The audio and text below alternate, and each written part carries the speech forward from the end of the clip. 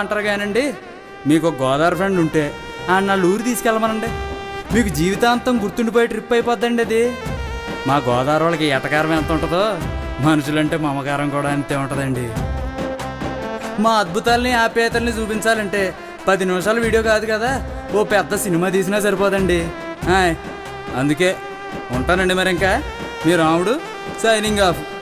అన్నట్టు like, share, comment కొట్టడం మర్చిపోకండి. మరి సబ్స్క్రైబ్ ఎవరు చెప్తాడు? సబ్స్క్రైబ్ కూడా చేసేయండి, బాగుంటుంది.